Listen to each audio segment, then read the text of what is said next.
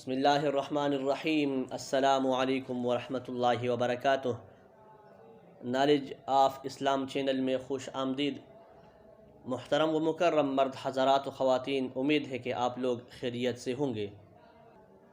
آج ہم اپنی اس ویڈیو میں ایک واقعہ ذکر کریں گے۔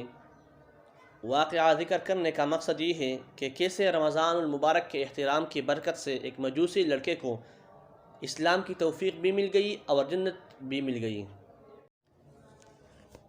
روایات میں آتا ہے کہ بخارا کے شہر میں ایک مجوسی کا لڑکا مسلمانوں کے بازار میں رمضان کے مہینہ میں کھانا کھا رہا تھا۔ یہ دیکھ کر باپ نے اس لڑکے کے منہ پر تمانچہ مارا اور سخت ناراض ہوا کہ میرا بیٹا رمضان کے مہینہ میں مسلمانوں کے بازار میں کھانا کھا رہا ہے۔ لڑکے نے کہا، اے باپ، اے والد، تم بھی تو رمضان میں ہر روز دن کے وقت کھانا کھاتے رہتے ہو۔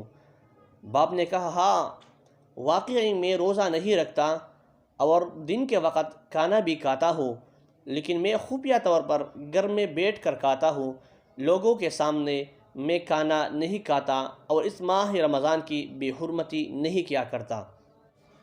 قدرتی خداوندی کا مظاہرہ یہ ہوا کہ جب یہ شخص وفات پا گیا تو بخارا کے کسی نیک شخص نے اس مجوسی کو خواب میں دیکھا کہ وہ مجوسی جنت میں ٹہل رہا ہے اور جنت میں ہے۔